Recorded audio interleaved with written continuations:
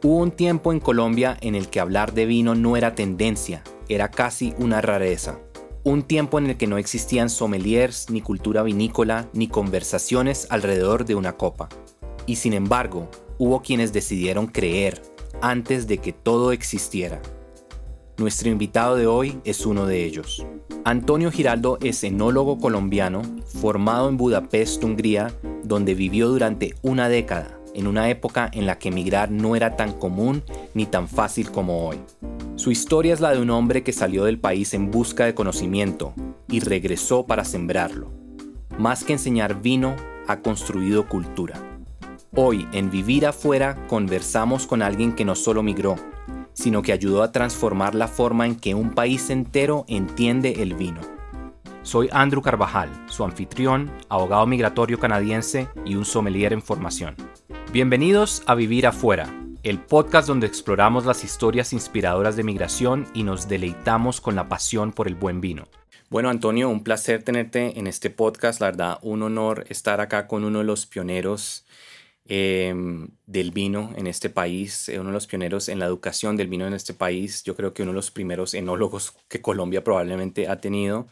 Y bueno, que nos cuentes un poco de tu historia, que es una historia de migración, que probemos un vino húngaro juntos, que ahorita me hablarás mucho de él, y también de tu familia, y que yo sé que ustedes son una familia de enólogos y ahora pues uno de los mejores sommeliers del mundo. La verdad, un placer tenerte acá. Muchas gracias, Andrew. Encantado de estar aquí en tu programa. Bueno, y entonces no podía pasar la oportunidad de tener el primer Tokai del podcast. Obviamente un tema muy cercano, me imagino, a tu formación en Hungría. Entonces nos fuimos con un Tokai Azul hoy, de Royal Tokai.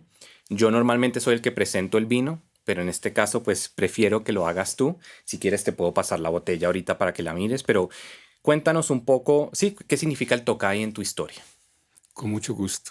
La región vitivinícola de Tokai es considerada la región más conocida por el mundo entero y más importante de Hungría. Uh-huh. Se encuentra ubicada al noreste del país, cerca de la frontera con Eslovaquia.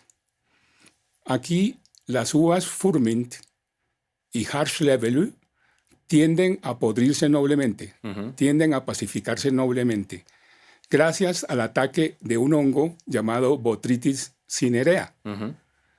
Este hongo lo que hace es atacar el grano de uva, evaporando el agua que hay en el grano y concentrándola en sólidos solubles en azúcares. Así que este proceso se llama ASU. Pues bien, esas bayas botritizadas o esas bayas podridas se meten en un cesto de 22 kilos de peso. En español también se llama cuébano, y en húngaro se llama putoños. Sí.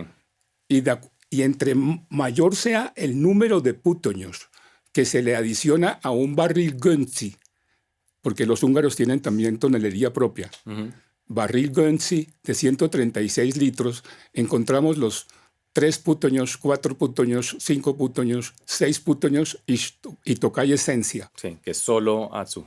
Solo Azu. En el caso de los 3 putoños, hablamos de 60 gramos de azúcar por litro residual. En el caso de los 4 putoños, 90 gramos mínimo de azúcar residual. En los 5 putoños, 120 gramos de azúcar por litro residual. En los 6 putoños, 150 gramos de azúcar residual. Y en el Tokai Esencia, 400 mínimo de azúcar residual. Tokai tiene una denominación llamada Heyaya, que es considerada desde el año 2002 Patrimonio de la Humanidad por la UNESCO. Recordemos que son muy pocas las regiones que tienen este patrimonio universal. Sí, esa asignación. Estamos hablando del Douro, de la ribera del Douro. Hablamos de Champagne, de Champaña, la denominación de origen Champaña, Patrimonio de la Humanidad. Borgoña, Borgoña, Patrimonio de la Humanidad. Piamonte, Patrimonio de la Humanidad, en fin, y Tokai. Y Tokai. Eso es básicamente, esa es la región. Entonces, vamos a degustar, según Sí. entiendo. Sí, ahorita pasamos a él. Bueno, Ok. perfecto. Bueno, esa sería mi Súper. explicación de No, Tokai. y muy completa, y obviamente nos hablaste un poco de sí, porque entonces va a ser un vino dulce, se concentra el azúcar. Entiendo que tienen que ser unas condiciones muy específicas, ¿verdad? Que entonces que el hongo pueda crecer, perforar, y después tiene que haber un poco de sol en la tarde también para que se evapore el agua. Y uno piensa siempre que la podredumbre es mala, pero esta es la podredumbre noble. Por algo los franceses le llaman así, pourriture noble, Sí. tal Y cual. este era el vino de los reyes en Europa, ¿no? Sí, en la época de Rákóczi, Rákóczi Ferenc, debo decir que el Tokai es 2 siglos anterior al Sotá. Sí, ok. 2 siglos anterior al Sotá. Pues bien, en la época del príncipe Rákóczi, le llevaron vino al rey Luis XIV, vino de Tokai. Y él, al ver el vino y probarlo, pues llegó a la conclusión que es el vino De los reyes. de los reyes y el Y rey el rey del vino. de los vinos. Sí, Y así quedó, ok. y así quedó. Oye, ¿y qué tan cierto es este cuento de que esto probablemente fue descubierto por accidente, que había una invasión y se les pudrieron las uvas, y entonces ahí fue que descubrieron que la podredumbre noble hacía algo positivo? Tal cual, Sí, ok. tal cual, tal cual. Esperaban el ataque de los turcos otomanos, y efectivamente estaban las condiciones dadas para que las uvas se pacificaran. Aquí nosotros en Tokai podemos separar grano por grano la uva, que la metemos en un putoñ, en putoños, o utilizar todo el racimo, Claro. con o sin uva pacificada, para producir un vino que se llama samorodni. Sí, el que como venga. El que como venga, Sí. que es un vocablo polaco. Como venga, así es el samorodni, así Ok. es. Y bueno, yo entiendo que durante el comunismo pues se perdió mucho de esta cultura vinícola, y siento que Royal Tokai ha sido uno de esos que después del 1990 y la caída del comunismo trató como de volver sí, a rescatar esta joya, ¿no? De vino. Sí, precisamente yo traje hoy una botella del socialismo, Sí, precisamente, bueno, de miremosla. 1981. Si quieres, te De la paso. 1981, es un Tokai Azu, Azu, 6 putoños de la cosecha del 1981. Tiene varias indicaciones. Aquí está el símbolo del socialismo, ¿no? El símbolo del socialismo en la cápsula. Y ante todo, aquí está, todo era estatal en Claro. aquella época. Todo era estatal. Y como hemos dicho, Heyaya está considerada patrimonio de la humanidad. universal, patrimonio universal de la humanidad. Pues aquí está el sello de Heyaya, Ok, pero ya como una empresa estatal. claro, ok. Hoy no. Hoy, felizmente, el Tokai ha recibido inversiones de varios empresarios del mundo, comenzando con Vega Sicilia, o Oremus, el copropietario del vino que vamos a degustar, Royal Tokai, es Hugh Johnson, El escritor. inglés, en fin. Pero esta es la botella del socialismo. Aquí lo interesante es analizar el color Eso te de iba a un decir, vino porque de ahorita justo 45. vamos a pasar a la vista de este vino. Claro. Mira la comparación de esos dos. Correcto. Aquí vemos un vino cosecha 2016, color dorado. Sí. Dorado. Hermoso color dorado. Limpio, ¿no? Translúcido, brillante, dorado. Aquí vemos un color ámbar. Un color cobrizo. Ámbar cobrizo. Y es característico también de los vinos de Sauternes. Sí. Los Que vinos tengan de como esa Sauternes, edad. también atacados con botrytis, pero en la región de Sauternes, es que hay una cantidad de coincidencias tremendas, ¿no? En Sauternes, en Bordeaux, está el río Garonne y el río Dordogne, ¿no? Garona y Dordogne. Y hacen entre deux mers. Sí. Entre deux mers, entre dos mares, ¿no? Y ahí está cerca Sauternes. Por lo tanto, encontramos aquí también en Hungría 2 ríos, Ok. el Tisa y el Bodrog. Y lo que está en el medio. Exacto. Y entonces esa niebla, esa bruma desarrolla pues aquí la famosa hongo de Botrytis. Entonces, debo decir que el hongo Botrytis cinerea desarrolla un antibiótico. Por eso Esa es la pregunta que te iba a hacer. Entonces, desarrolla un 1981, antibiótico. ¿te lo puedes tomar? Sí, sí, sí. Es muy probable. Claro, el vino está sedimentado. Ujú. Sí, está sedimentado.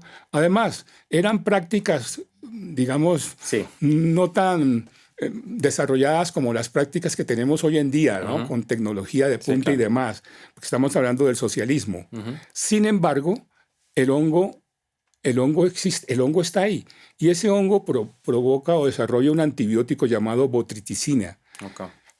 Así que es muy probable que este Sí. vino esté en buen estado, esté Claro. en condiciones, o sea, sea apto para el consumo. Ok. Apto. Además de que es un vino con buen nivel de azúcar y buena acidez, que es lo muy característico del Furmint y de... La región de Tokay se caracteriza también por suelos volcánicos. Ujú. De ahí que el patrimonio universal de la humanidad, declarada por la UNESCO, lo hace por el paisaje Claro. y por las cavas horadadas construidas en roca volcánica. Sí. En roca volcánica. Por lo tanto, aquí estamos en una región única del mundo. Claro. Ah, bueno, una última pregunta de esto. ¿Y planeas tomártelo en algún momento? ¿Hay No. alguna ocasión? No. No, hay vinos que mejor. Ok. Para evitar una decepción. Ok, está bien. Porque pues uno nunca sabe, ¿no? Sí. Y tienen su historia. tienen su de pronto historia. más valor histórico que en el paladar. Sí, y hay otro vino también que tiene que ver con los turcos, que se llama el sangre de toro. Sí. Si quieres ahorita que hablemos de tu Ese, historia. ¿por qué? Porque a podemos propósito mirarlo. de los turcos que me dices que llegaron, La invasión. la invasión y ocurrió pues el desarrollo de la podredumbre noble, aquí también ocurrió algo muy interesante, pero más adelante lo vamos a ver. Dale.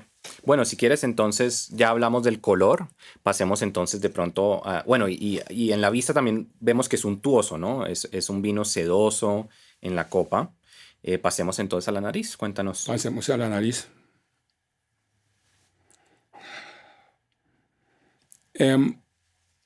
Aquí lo primero que debo decir es lo siguiente. Estamos ante un Royal Tokay 5 putoños. 5 putoños con 158 gramos de azúcar por litro residual. 155 gramos de azúcar por residual. Y tenemos una concentración de acidez total de 9.9. 9.9 gramos por litro de acidez total. Eso es lo que equilibra precisamente la sensación de dulzor y de... Sí, que no, ¿cómo que no llamarlo? sea empalagoso. empalagoso. ¿De acuerdo? Entonces, debo decir también que aquí se utilizaron 2 uvas, Furmint en mayoría, Principalmente, sí. principalmente y Harsh Level. ¿De acuerdo? Muy bien. Estas uvas botritizadas, por cierto, en ese año, estamos hablando de 2016, de ese año 2016, resultaron con muy buena cantidad de botritis. Okay. Ese año específico, 2016. Esas uvas botritizadas se dejaron en maceración del mosto en fermentación. Del mosto en fermentación. Y después de fermentado este vino, Royal Tokay 5 putoños, pasó a barricas de 300 y de 500 litros de roble húngaro. De roble húngaro, más de 2 años. Sí. Porque fue embotellado. Como en sótanos medievales, ¿verdad? Total, los sótanos, por lo que hablábamos de cavas únicas construidas en roca volcánica, que mantienen una temperatura y unas condiciones de humedad y de temperatura ideales para almacenar vino. Ideales. Entonces, aquí estamos ante un vino que fue añejado más de 2 años en esas barricas de 300 y de 500 litros de roble húngaro. Fue embotellado en el 19, sí. En primavera del 19. Así que encontramos un vino con 11.5 grados de alcohol, una acidez total de 9.9, que es bastante. Y acá Y en nariz como mucha, como fruta confitada, ¿no? Total. Sí. Compota, Como mermelada. compota, sí. Mermelada. Mermelada de frutas, Albaricoque, como correctos. melocotón. Albaricoque, melocotón. Y también, si uno dijera lo más cercano cuando puede escribir uno miel en un vino, es esto, ¿no? Esa es la nota botritizada. Ujú. Ahí nos damos cuenta que este vino tuvo, entre estos 158 gramos de azúcar por litro, tuvo uva botritizada. Entonces, uva botritizada te da miel de 1000 flores, Sí, ok. panal de abeja.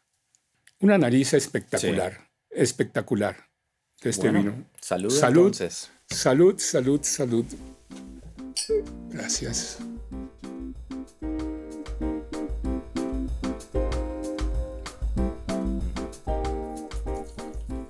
A mí una de las cosas que me encanta de poder describir con este vino es, bueno, muchas cosas, pero algo que me encanta es poder decir, el dulce no es lo opuesto a la acidez. Pueden encontrarse ambos en el mismo lugar. Es que la acidez limpia, limpia ese paladar dulce, dándole un equilibrio espectacular. Qué vino tan, tan elegante, tan Sí. especial, ¿no? Jancis Robinson decía, para no imitar al rey Luis XIV, de que es el rey de los vinos, ella dijo que tomar Tokay es lo más elegante que existe. Atentamente, ¿no? Jancis Robinson. Es lo más elegante que existe tomar este vino. Tokay, en boca es un vino que llena, Sí. un vino llena, Buen cuerpo, untuoso, ¿no? Sedoso, untuoso. un final largo. Ahora, aquí hay cosas, porque yo estuve leyendo la ficha técnica y me encantó leer el origen del viñedo para hacer este vino. Lo digo porque esta misma casa, Royal Tokay, en el año, 3 años antes, este es 2016, en el año 2013 obtuvo 100 puntos de Wine Enthusiast, Ok. 100 puntos sin cero esencia, 6 putoños, 6 años, ok. 178 gramos de azúcar y 11.1 Ya así es. de acidez. Qué maravilla, ¿no? Y 11.1 gramos por litro de acidez total y 178, pero ya no son 5, 6 Sí. del 2013. De un viñedo que se llama Saint Tomás, que es considerado por Royal Tokay First Grow, Ok. Premier Cru. Ok, es como el primer cru de ellos. Ok. Premier Cru. Por lo tanto, las uvas de este 100 puntos Wine Enthusiast provienen de viñedos Saint Tomás, clasificados como First Grow, Premier Cru, Premier Cru. Ok. Ahora, eso me da pie para decir que este es el hermano menor, Ok. porque uno era 2013, 100 puntos. 100 puntos, Wine Enthusiast. Este es 2016. Me gustaría calificarlo contigo ¿Qué le darías? sobre 100 puntos, ¿te parece? Ok. Sobre 100 puntos. ¿Cuántos puntos le darías tú a este? Me gusta 100 puntos y no sobre 20, que sería Ok. Jancis Robinson, porque Parker, ¿no? Sí, ok. La calificación Parker me gusta más. Pues no he probado el 2013, pero no sé, pues para lo que es, digamos, y para el tipo, hemos dicho, para el vino dulce, para todo esto, para mí esto tiene que ser un 96 para arriba. Felicitaciones. Yo le puse 95. Ok. Felicitaciones. Estamos pensando igual. Ok, qué bien. Porque tienen que ver ambos. Le pueden agregar eso a la bien. etiqueta. Claro, es que tienen que... estuve viendo también en algunas publicaciones los puntajes y efectivamente Decanter también le dio un puntaje alto Ok. en una oportunidad a este Royal Tokay 5 puntos. Y yo estoy de acuerdo. 95 o 96 me parece perfecto. Ok. Ya que su hermano menor de 3 años Era el anterior de 100. sacó 100, es una uva similar, ¿no? Claro. Estamos hablando de la misma Furmint y Harsh Rebellion. Y bueno, antes de entrar en la parte migratoria, Simplemente para hablar de acompañamiento, obviamente este es un vino muy distinto al típico vino seco y que nosotros vamos a tomar. ¿Con qué maridarías esto? Aparte de ser un buen digestivo de pronto, de tomártelo solito como un aperitivo, ¿qué más le Muy bien. pondrías comida? Hungría es famosa por el foie gras Ajá, húngaro. sí. Todos sabemos que Francia es también muy Ujú, famosa por su foie gras, que lo acompañan con el sauté ujú, y con el queso Roquefort. sí, Por lo tanto, en Hungría es igual. ok, Y más siendo Hungría un país que produce buena cantidad de foie gras. ok. Inclusive siempre yo tengo en el apartamento, siempre tenemos, y mi esposa siempre acostumbra a regalarme unas cajitas de foie gras siempre que viene a Colombia, así que conozco bien el foie gras húngaro. Entonces, con foie gras, Queso azul con queso también, Roquefort, con gorgonzola. queso gorgonzola italiano, con queso Stilton Ok. inglés, va perfecto, ¿de acuerdo? Postres, Ujú, tortas, ¿de acuerdo? Em, También se va muy bien con comida, aquí ya sería un contraste, comida especias. oriental, Ujú, especiada, ujú, por ejemplo, curry tailandés, ok. comida de la India, va muy bien también algunos platos de la India eh, con el tocay, siendo dulce, Ujú, y también con un plato chino que lo comíamos con mi esposa en Budapest hace muchos años, Peking Kocha, que es el pato pequinés, ya, ok, sí. que el pato pequinés viene lacado y un sabor potente y especiado, entonces va muy bien. Así que podemos, podemos no solo tomar Tokay para acompañar platos dulces, sino también Especiados. especiados. Ok. Y en Hungría el Tokay es también como para ocasiones especiales o es más día a día que uno lo vería en otros lugares del mundo. No, día a día no, Ok, no, no. Es muy difícil vender vino dulce ok. en el mundo entero. Sí. Ujú, Voy a decir algo con respecto al consumo. Hungría, Hungría es un país pequeño, ujú, tiene 93.000 kilómetros cuadrados y está rodeado de vecinos que hablan otros idiomas, otras lenguas, otras culturas, otras tradiciones, pero Hungría en ese país tan pequeño tiene una riqueza impresionante en variedades de uvas autóctonas, por ejemplo. Estas famosas uvas que son sí. impronunciables, ¿no? Para algunos, Ujú, pero son autóctonas. Um, Estamos hablando de Cserzsegi Fűszeres, por ejemplo, esa es una uva, Cserzsegi Fűszeres. ujú, La que hablábamos ahora, Harsch-Levelü. Encontramos varias uvas, Olas Riesling, Olas Riesling. Encontramos uvas que son difíciles de pronunciar y son autóctonas, ujú. bueno, de Hungría. Hungría tiene 22 regiones vitivinícolas, 22. Wow. Y de esas 22, 5 son las más importantes, ¿no? Donde está Tokay, por supuesto, en primer lugar. Le sigue Eger, Ok. el lago Balatón. Recordemos que es el mar de los húngaros, ¿no? Ujú, El lago Balatón tiene 70 kilómetros wow. de extensión y es una gran piscina. Eh, entonces es el mar de los húngaros y se producen vinos alrededor Claro. del lago Balatón. Y está el sur de Hungría, que es Vinañi, Ok. Vinañi, de donde salen los vinos tintos, ¿no? El famoso Cabernet Franc, Ok. que es tan famoso aquí en Vinañi que no le llaman Cabernet Franc, le llaman Vilain Franc, Vilain Franc, ¿no? Así que 23 regiones vitivinícolas, eso es Hungría. Entonces, el consumo, porque Hungría es considerado un país de clima frío. Sí. Al ser considerado un país de clima frío, el 70% de las variedades de uvas son blancas. Claro. Ujú, Son blancas, como las que acabo de nombrar ahora. ujú, Son blancas. Y el 30% son tintas. Eh, y el consumo per cápita, el consumo húngaro, el 80% es de vino húngaro. O claro. sea, los húngaros les encanta tomar el vino húngaro, pero es el seco, el blanco seco. O sea, ¿por qué? Porque la región de Tokay, con la Furmin, produce vinos blancos secos, Sí. por supuesto, con esa acidez tan tremenda, vinos espumosos, muy buenos, finísimos, y también vinos dulces. Ok. Y como hemos dicho, vender vino dulce no es fácil, aunque estemos en el país del vino dulce, Tocay, el mayor consumo es el vino seco, Ok. 70%, y el 30% serían uvas tintas. Ok. Tiene sentido. Hay varias similitudes entre ser un excelente profesional migratorio y la preparación del vino. La cosecha de un buen vino toma años de planeación.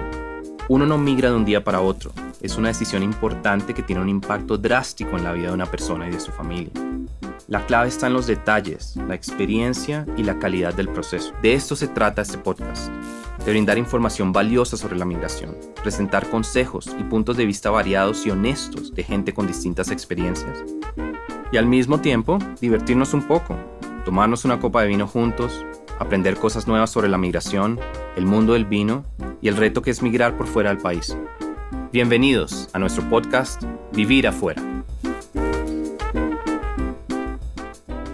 Bueno, Antonio, cuéntame sobre lo que fue viajar a Hungría en los años 70, que fue una época muy distinta en Europa a lo que es hoy en día, y lo que fue ser migrante en los años 70 en Hungría.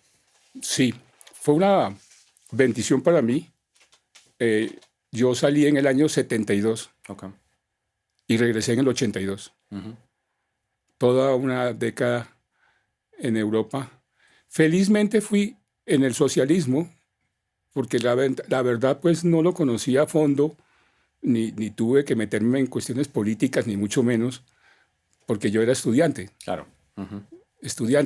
y me brindaron residencia estudiantil, gratis, alimentación, beca e ingreso a la universidad. ¿Y por qué Hungría? Mi padre tenía una muy buena relación con un personaje colombiano de las Juventudes Comunistas de Colombia, Carlos Romero, Ok. el esposo de la doctora Clara López de Obregón, que fue esposo, falleció.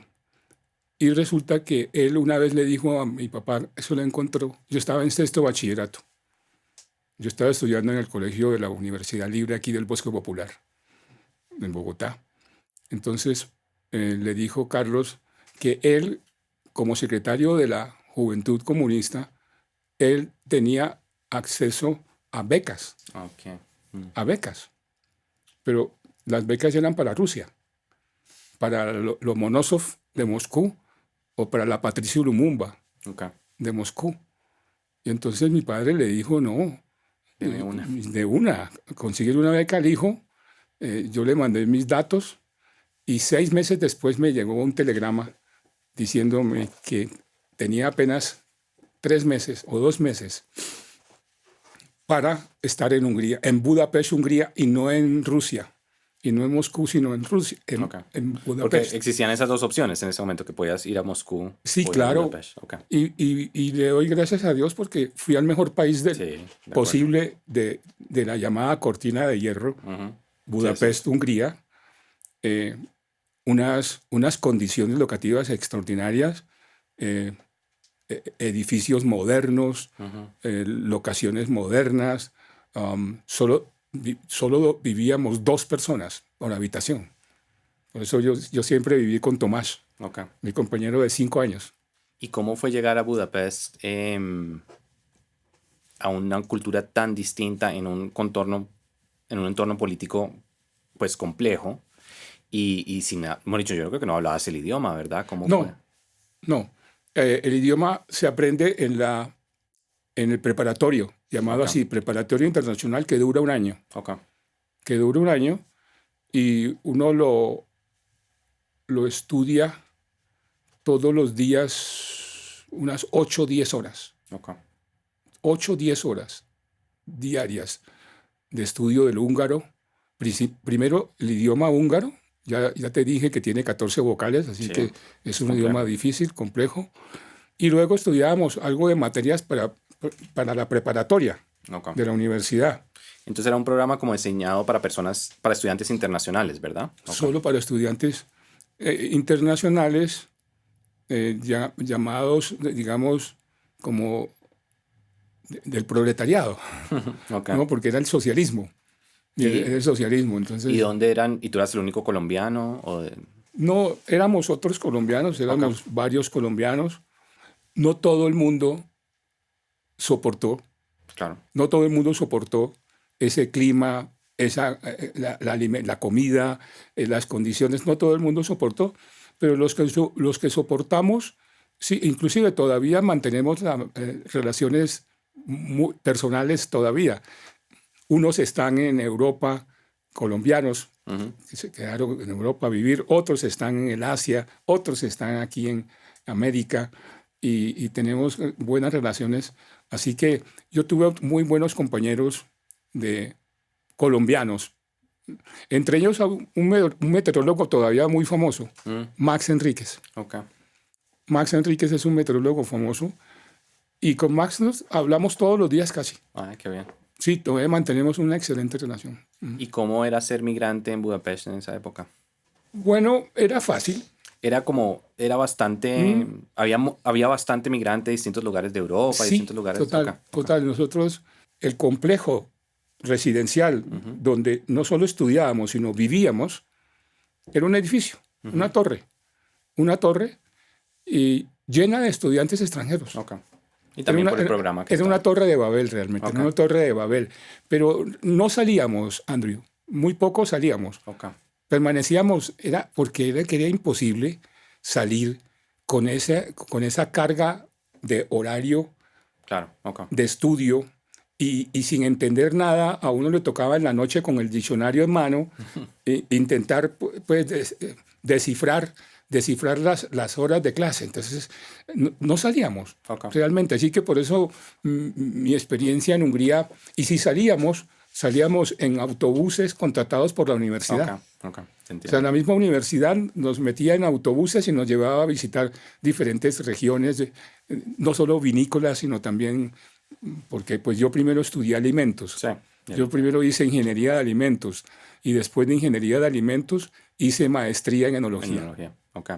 ¿Y cuál recuerdas que fue como el reto más grande de haber llegado? ¿Cuántos años tenías?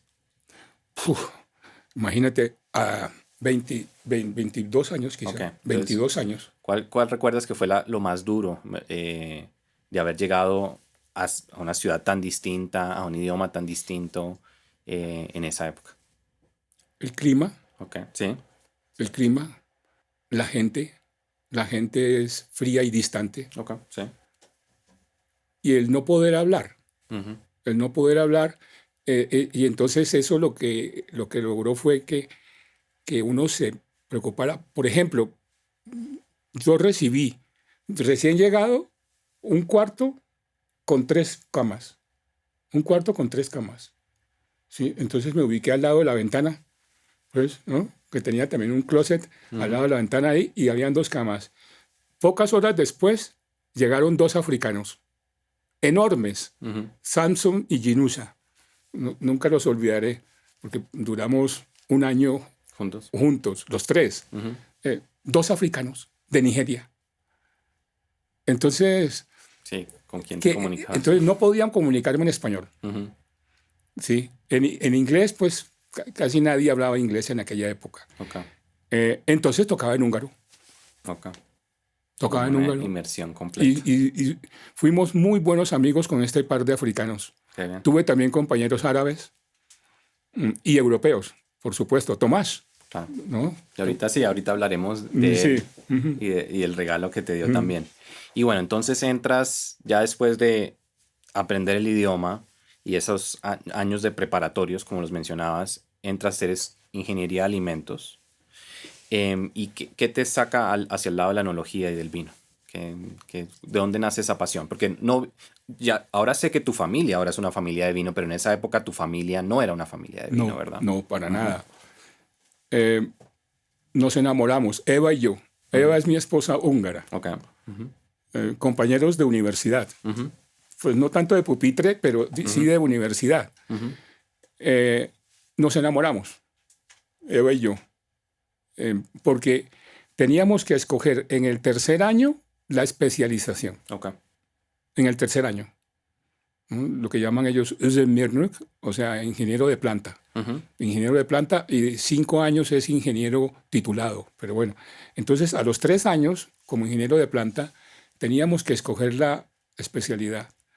Mi esposa es hija de un profesor de matemáticas y de física que tenía viñedo propio. Y ella quiso estudiar enología Ok, para dedicarse a su viñedo. ok, tiene sentido. A su viñedo. Nos conocimos, nos enamoramos y, por supuesto, yo escogí enología. Ok, Yo escogí enología. qué bien. Y ha sido pues lo mejor que he podido escoger en la vida. Y bueno, ¿y cómo fue eso de tener, sí, una relación con una húngara? Cuéntanos un poco de eso. Y como también de establecer relaciones y amistades con personas de Hungría. Sí.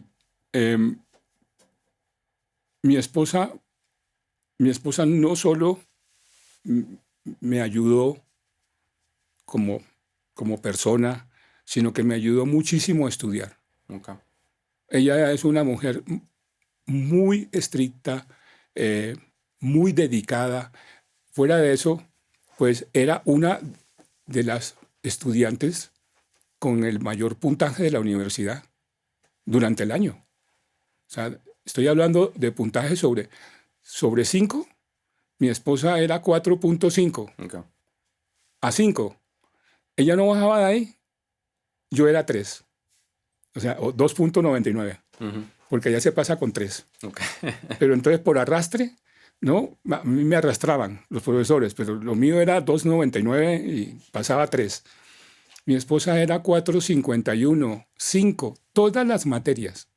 Por lo tanto, Te yo ayudó tuve mucho. una profesora Qué bien. espectacular, que me ayudó no solo con el idioma Ujú, húngaro, sino también con la enseñanza, ¿no? Y entonces me iba bien en los exámenes por eso. ok. Me iba bien en los exámenes. Además, yo fui en el año en el año de preparatoria internacional, fui presidente del Consejo Estudiantil. Es decir, como hablaba bien el húngaro, Ujú, y el rector de ese colegio pues me tenía gran aprecio, me nombró presidente del ok. Consejo Estudiantil para que pues hablara con todos los jóvenes, a la Torre de Babel le llamo yo, ¿no? Ok, A la sí, Torre claro. de Babel donde vivíamos. Bueno, ¿y cómo convences a tu... ¿Y ustedes se casaron allá? Oh, No, nos vinimos y nos casamos aquí en ok. Colombia con el cónsul de Hungría. Ok. Nos casó el cónsul de Hungría en Colombia. Bueno, y Nos cuéntame casó esa aquí. decisión de venir y de convencerla a ella de venir a Colombia. Por supuesto, eran épocas del socialismo. Ujú, Para poder viajar mi esposa, éramos novios, era con invitación. ok.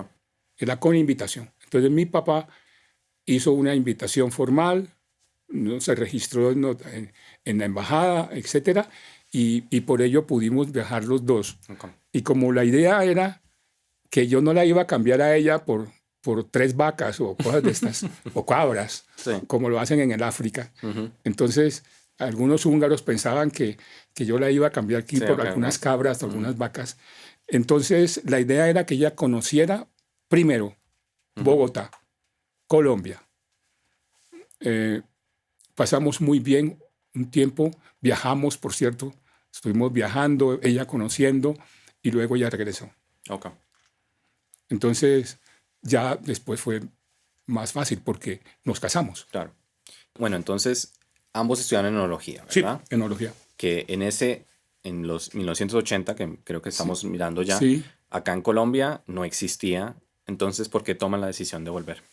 porque yo fui a estudiar Ujú, y siempre quise ok, volver claro, a trabajar en mi país. está bien. Ujú, Siempre. ujú, Eh, recordemos que Gabriel García Márquez decía que el olor de la guayaba es lo que hace que nosotros los colombianos regresemos a la tierrita. El olor de la guayaba. ok, Y eso me pasó a mí. Yo siempre quise regresar. Además, tuve la fortuna, porque fue una fortuna, que cuando llegué en los años 80, al poco tiempo el gobierno decretó cierre de importaciones. Estoy hablando de 1984. En 1984, el presidente Belisario Betancur cerró las importaciones de vinos, licores, destilados y todos estos artículos de lujo y demás que eran considerados así. Y entonces, ¿qué provocó?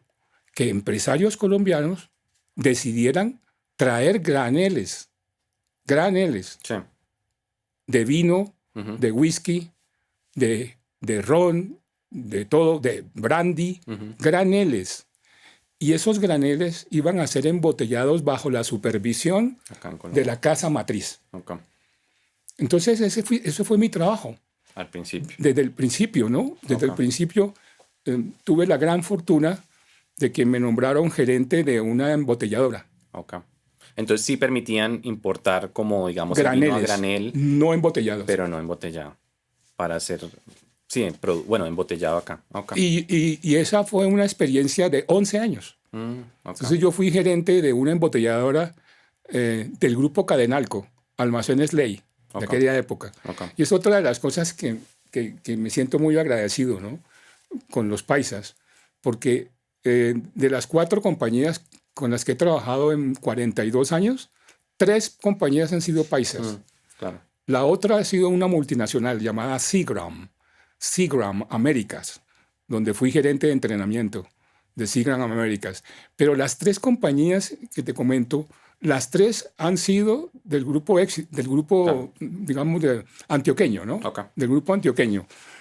Así que esas compañías me brindaron varias cosas. Primero, que como enólogo estaba trabajando en lo mío, en vinos, licores, embotellándolos. Y además tuve la fortuna de viajar, porque viajaba ¿a dónde? Al productor. Entonces, yo embotellé whisky escocés. Entonces, el primer tour fue a Escocia, claro, a visitar quienes nos enviaban el whisky escocés. Yo embotellaba un whisky llamado Vat 69. Okay. Entonces fuimos a visitar Vat 69, en fin. Embotellé brandy, un brandy francés. Muchísimo tomamos y vendimos Seguin, llamado así Seguin o Seguin. Entonces me mandaron a Francia, a Machecoul, a visitar Seguin. Esa empresa pertenecía al grupo Rémy Martin International. Okay. Rémy Martin. Pues me llevaron a Rémy Martin. ¿Sí? Conocí la destilería en Cognac de Rémy Martin. Vinos franceses. Entonces me enviaban en grandes contenedores el vino ya terminado.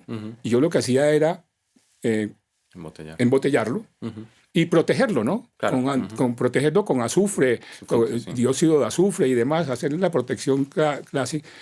Visité Burdeos, claro, Bordeaux. Entonces, todas las compañías en las que he trabajado me han llevado al origen de las marcas, claro, de las empresas. Por ejemplo, yo he viajado por muchas partes del mundo y eso es lo que permitió que yo me quedara aquí, en Colombia. Claro. Porque yo no tenía necesidad de buscar nuevos horizontes. Claro. ¿Para qué?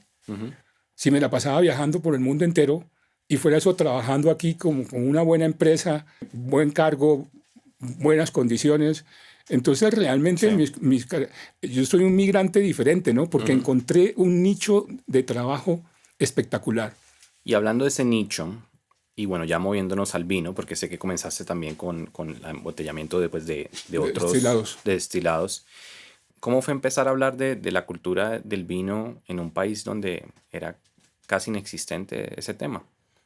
Sí, yo creo que yo soy la persona que primero llegó a capacitar, a entrenar meseros en Colombia, junto con una señora húngara a quien reconozco una gran persona llamada Emüke. Okay. La señora Emüke, ella en los años 80, cuando supo que yo estaba aquí en Colombia con mi esposa. Ellas son muy buenas amigas con mi esposa Eva. Ok. Emeke, pero muy, muy buenas amigas. Ella dirigía una revista de vinos y bebidas llamada Bebidas y Manjares, con base en Medellín. Bebidas y Manjares, años 80. Era todo incipiente. En esa época, hablar de la cultura vinícola en Colombia era impensable. Impensable. Entonces, gracias a las empresas y a las estrategias de mercadeo que nos ideamos, y una gran estrategia de mercadeo es la capacitación al trade, Ok. ya sea al on-trade como al off-trade. Claro. Por lo tanto, mi trabajo, por eso se dirige siempre hacia la capacitación y el entrenamiento. Claro. Entonces, en los años 80 comenzamos muy incipientemente, apenas unos cuantos jóvenes, a capacitarlos. Ok. Ya en los 90 la cosa cambió, porque entra José Rafael Arango, estaba Emeke en los 90 en todo su apogeo, y yo también estaba en mi apogeo. Y yo creo que gracias a la estrategia de mercadeo reunimos la mayor cantidad de meseros que alguien pueda, Claro. porque si yo lo hubiera hecho yo solo, yo no hubiera podido hacer eso. Creaste Pero como era embajadores estrategia del vino. Claro, exacto, creando embajadores del vino y como una estrategia de mercadeo muy exitosa, que es capacitar a meseros. Esos jóvenes meseros Son de los sommeliers, 80s, de los 90s, que capacitamos con José Rafael Arango, con Emeke y con otras personas, hoy son sommeliers. O sea que yo creo que ese es el origen de lo que es la formación de sommeliers en Colombia. Interesante. ¿Y qué sientes hoy en día al ver ese impacto, al saber que tú jugaste un rol en eso? Me siento muy agradecido y creo que he dejado un legado, Ujú. y más con el hijo que tengo. Bueno, ahorita quiero Sí, que hablemos de él. Sí. un gran legado. Y quiero decir algo, no solo son hombres, es que Alejandro Naranjo es un ejemplo de una sommelier espectacular, con Marqués de Murrieta y demás bodegas. Tenemos no solo hombres, grandes sommeliers, talentosísimos y apasionados, que eso es lo que me gusta más, apasionados, porque yo siempre he hablado así con pasión del vino, ¿sí? Y los que nos gusta hablar del vino lo hablamos con pasión. Apasionados del vino, los sommeliers, estoy de verdad feliz. ¿Qué nivel tan alto estamos alcanzando ya en sommelería? Sí. En Latinoamérica. Nos falta, por supuesto.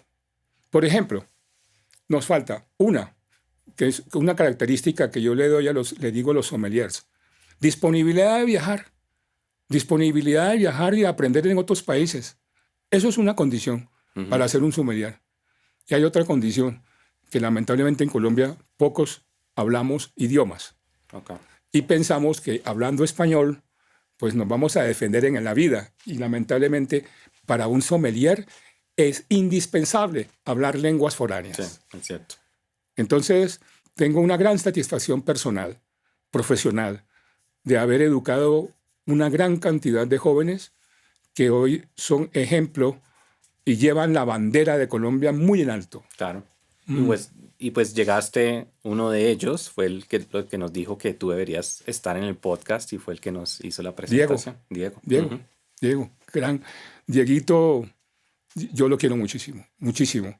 Diego comenzó como mercaderista y él me escuchó en un éxito hablando y pensó: oiga, me gusta cómo habla ese tipo, yo quiero ser como él.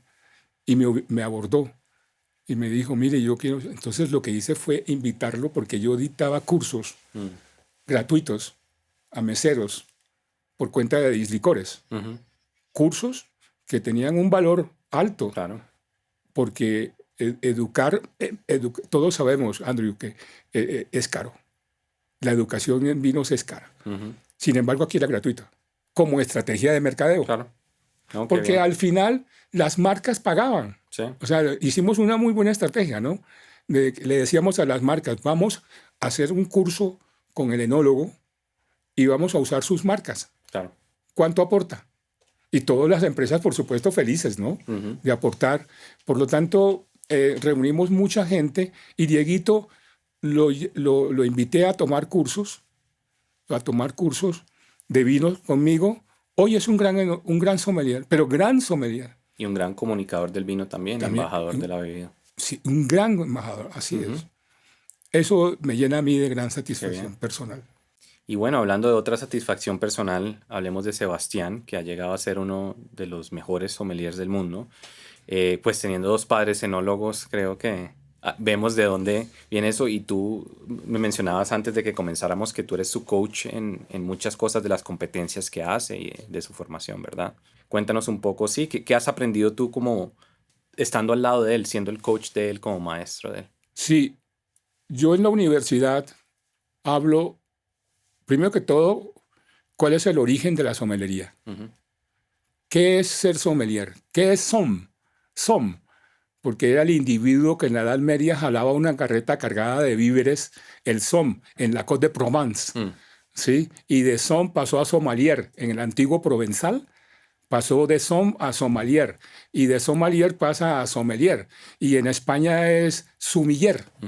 Bueno, entonces yo explico el origen,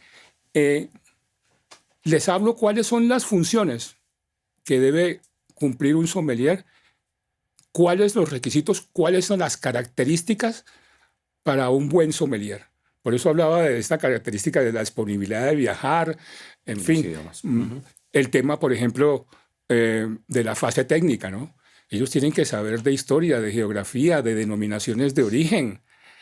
Y un sommelier, si por ejemplo es el encargado de las compras, o el encargado sí, de las compras de vino, y si el vino está ubicado en una región vitivinícola, tiene que saber de vinos ese sommelier de una manera impecable. Entonces, mi hijo reúne todas las características. Yo te decía anteriormente que graduarse es un trabajo de equipo. Sí. Y nosotros somos un equipo tremendo. Súper. Tanto que lo hemos demostrado en el mundo entero. Sebastián es un lujo. Sí. Sebastián es un lujo y lo demuestra cada vez que él se presenta, porque todo exige sacrificio, Sí. todo exige renuncia, todo exige tenacidad, todo exige fuerza y coraje. Entonces, como coach de mi hijo, pues estamos todo el tiempo juntos, todo el tiempo. Tanto que incluso a pesar de la distancia, porque él no está importa, allá en Hungría, ¿verdad? pero no importa. Por ejemplo, él se examina en Londres y estamos hablando de madrugada. No importa. Yo estoy con él todo el tiempo. No importan las 6 horas o las 5 horas o las 7 horas de diferencia. Siempre estamos conectados. Entonces, él tiene, ante todo, pues, una posición importante en una empresa húngara de gran proyección, de gran futuro, que se llama Sauska. El propietario se llama Christian Sauska. Así que esta es la empresa de don Christian Sauska y Sebastián es el brand ambassador de Christian Sauska. Tiene 2 padres enólogos, una esposa, por cierto, incondicional, espectacular, está con él siempre, viajan juntos, ella lo acompaña a todo lado y una bebé que el mes entrante cumple 1 año.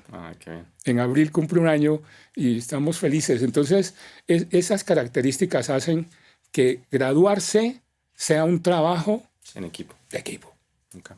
Y bueno, después de esta trayectoria, cuando tú miras tu vida de hoy en día, ¿tú sientes que parte tuya sigue siendo muy conectada con... Bueno, tu hijo está allá, pero ¿sientes que tú eres parte húngaro hoy en día? Y que sí, eso, okay. Mucho. Pertenezco a la diáspora húngara. Okay. ¿Te sientes así? Y gracias a la diáspora húngara, por ejemplo, el segundo hijo que tenemos, que se llama Daniel, que es músico profesional, estudió maestría en una de las universidades top de música de Europa, en Hungría, en Pécs, en la ciudad de Pécs. Estudió maestría en música por cuenta de la diáspora. Claro. Entonces la diáspora pues es una maravilla. Nosotros inclusive tenemos un club de amigos. Nos reunimos ahora todos los jueves, el primer jueves de cada mes, o sea, el 2, El 2 de abril tenemos reunión y somos personas que hablamos húngaro, porque no se permite otro idioma. Okay. Solo los que hablamos húngaro, y somos personas que estamos desde la Patagonia, desde Tierra del Fuego, subiendo hasta Cancún, México. Y nos reunimos todos los jueves Okay. a hablar en húngaro, a comentar cuestiones en húngaro, y allá lo más lindo, a cantar en húngaro. Y hacemos cantos en húngaro. Así que mi vínculo con Hungría es total. Muy fuerte, sí. Total. Sí, no solo familia, no solo trabajo, no solo... Total, idioma, todo, Okay. todo. ¿Y qué significa para ti haber migrado en una época tan distinta a la época actual? Creo que fue una salvación. Ok, está bien. Yo no sé qué hubiera sido de mí si yo me quedo en Bogotá, Colombia, porque las condiciones no estaban dadas para que yo estudiara en universidad. Por ejemplo, mi padre había sufrido una quiebra económica, una quiebra financiera, y preciso cuando yo estaba en sexto bachillerato. Por lo tanto, las posibilidades de estudiar en universidad Okay. eran mínimas. Yo me imagino que debería haber trabajado en un banco, qué sé yo. Okay. Pero por eso me salvó la vida, Claro. el poder, esa beca bendita. Claro. Y te abrió una puerta a algo que probablemente nunca hubieras explorado, que es la enología. Ah, sí. Y haber conocido a Eva, Claro, a claro, mi por esposa, supuesto. porque eso fue lo que me ayudó también. Mi padre, antes de viajar, porque mi mamá, duramos 2 meses antes del viaje, me veía y lloraba. No lo podía evitar mi mamá. Y eso me abrazaba, porque ella pensaba, pues se me va el chino, quién sabe ¿Cuándo lo va a ver? cuándo va a volver. Y bueno, mi papá me dijo, mijo, no tira la toalla. Eso fue lo que me dijo antes de tomar el vuelo. Me dijo, aguante, no tire la toalla, porque sí que hubo opciones de tirar la toalla, porque pues uno viviendo solo 10 años Claro. puede fácilmente tirar la toalla. Pero siempre me acordaba de eso con mi papá, No tirarla. no tirar la toalla, porque pues hay que luchar. Bueno, y si tú fueras a resumir tu historia en un vino, ¿qué vino escogerías? Tu historia personal, tu historia de migración. No lo había pensado. ¿Sabes que no lo había pensado?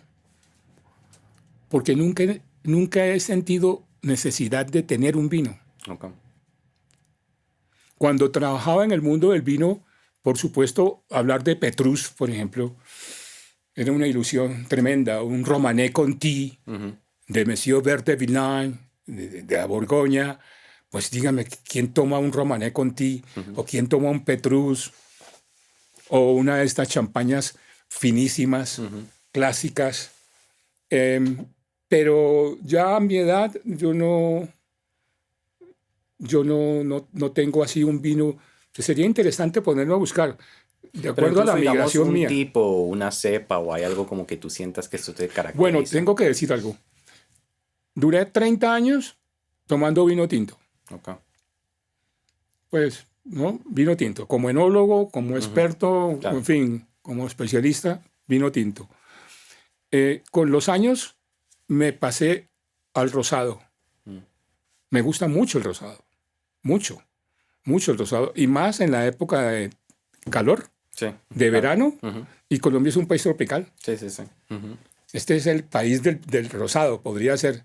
Me gusta mucho. Luego pasé al blanco. Claro.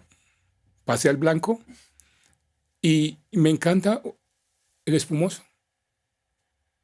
Si se me ponen a escoger entre un vino calmado o tranquilo y un buen espumoso, me voy por el espumoso. Ok. Entonces una versatilidad Sí. y una evolución. Sí. Ahí.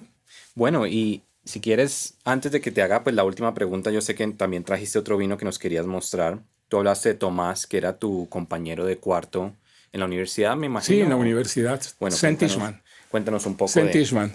Muy bien.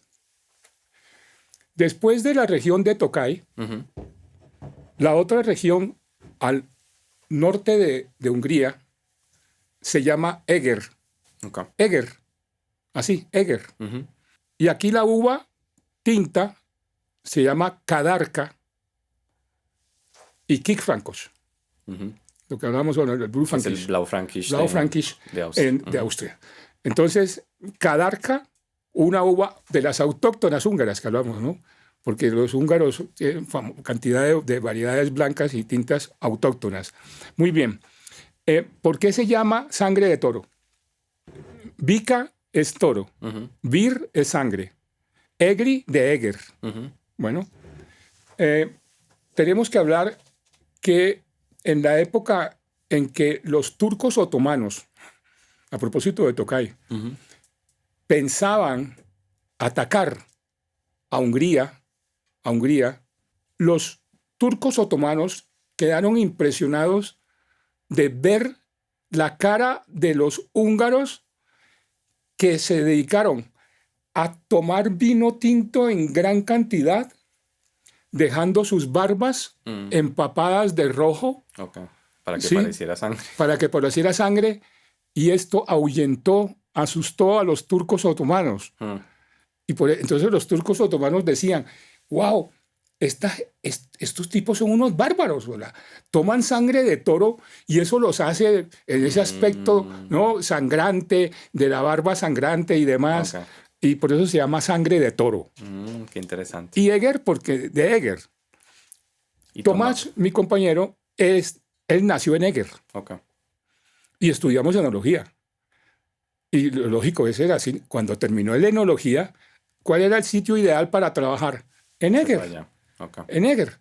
Entonces fue a Eger a trabajar y me llenó esta botella que data de 1973. 73. Sellada con parafina, que dice, Egri Bicavir, esto palascot, señor Antonio Giraldo, Kedvire, Ishtisteletire, Tultetuk. O sea, esta botella, en honor al señor Antonio Giraldo, la llenamos. Qué bien. Entonces la tengo como para guardar. Otra botella de guarda. Ya sabemos por qué se llama sangre de toro. Claro, no, qué interesante esta historia. Gracias. Bueno, y de pronto para finalizar, ¿qué mensaje le dirías a las nuevas generaciones de sommeliers quienes sueñan con construir una cultura de vino en Colombia? Hay que atreverse. Okay. Hay que atreverse.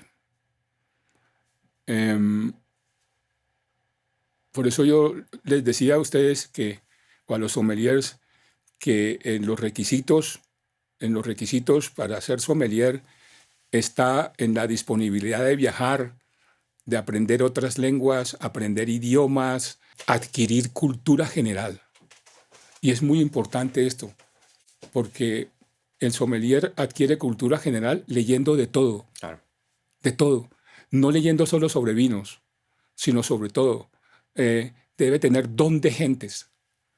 Don de gentes. Sí, eso es cierto. Y ser una especie como de psicólogo para intentar descubrir ¿qué le gusta al comensal, qué le gusta al cliente, porque la idea no es venderle el vino más caro. Esa no es la idea de venderle el vino más caro a un cliente, sino de entender cuáles son los deseos que tiene ese cliente de bebida y que salga feliz de esa, digamos, experiencia vinícola, ¿no? A los sommeliers apasionados les encanta hablar del vino. Yo siempre le digo a la gente que si quiere comprar vino, busque una tienda especializada, donde generalmente atendida por sommeliers, que va a encontrar ahí toda la información necesaria, sí. Que se atrevan. Okay. Hay que atreverse.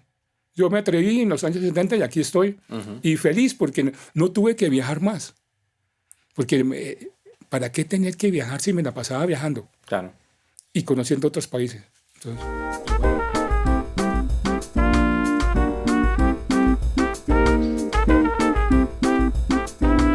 y bueno, hoy en día no sé si manejas mucho como redes o si alguien quiere buscarte o todavía dictas cursos o... Sí, yo sigo siendo docente del externado, Okay. aunque la deserción universitaria es fatal. Okay. La deserción. Los jóvenes de hoy en día no quieren hacer pregrados de 5 años, Sí, de 4 años, de 5 años. Entonces hacen posgrados, pero ojalá sea de 2 meses o 3 meses máximo. Nosotros en el externado tenemos un diplomado de 3 meses que se llama por formación profesional de sommeliers. Okay. De la Universidad de Externado. Aún sigo como docente. Chévere. Hay que hacerle un tributo al gran profesor del externado, el profesor Mauricio Bermúdez, que falleció hace unos meses y fue el profesor de todo el mundo que visitó el externado en vinos. Okay. El profesor Mauricio Bermúdez, que en paz descanse. Bueno, Antonio, la verdad, gracias por acompañarnos hoy. Un honor, un placer oírte hablar. Creo que es la primera vez que hablamos de Hungría en el podcast, entonces, y en unos años y en unas épocas muy distintas, muy interesantes. Y pues te lo digo sinceramente que yo no tomo a la ligera que los vinos que estoy probando hoy, que los vinos que pruebo todos los días y que la cultura del vino en Colombia existe por personas como tú, por personas que se atrevieron, como dices tú, que trajeron de por fuera ideas y todo esto, y que por estrategia de mercado dijeron, creemos embajadores del vino, que después van a crear esta cultura, que entonces ahora ya hay importadores, y pues muy agradecido que podamos tener este tipo de cosas hoy en la mesa gracias a la labor que han hecho ustedes. Muchísimas gracias. Cuando ustedes vean una botella de un vino húngaro con con una marca, bueno, como les digo, ¿no? Con unas uvas impronunciables, cómprelo, degústelo. La verdad no se va a arrepentir. Sí. Porque Hungría es muy especial. Hungría es único. En Tokaj es único. Y en otras cosas también, ¿no? Sí. Están haciendo con Furmin unos espumantes espectaculares. Con Furmin, espectaculares. Así que ya saben, y les deseo a todos salud. En húngaro salud se llama egészségére. Egészségére. Está difícil. Bueno, salud a ti. Gracias. Y de nuevo, gracias por acompañarnos. Gracias. Salud. Egészségére. Egészségére. Egészségére. Y bueno, llegamos al final de otro episodio de Vivir Afuera. Hoy una historia muy apasionante. Antonio, de nuevo muchas gracias por contarnos y los invito a que nos sigan en las redes sociales. Vino Inmigración en Instagram, LawyerSome en TikTok. Cuéntenos un poco qué les pareció esta entrevista. Si han probado un Tokaj o quieren probar un Tokaj, cuéntenos un poco. Ahí estarán viendo segmentos de este podcast y de otros episodios. Y bueno, gracias por seguir acompañándonos en las redes, en nuestros episodios, en Spotify, en YouTube. Y de nuevo, gracias Antonio por venir y contarnos tu historia. Gracias a ti.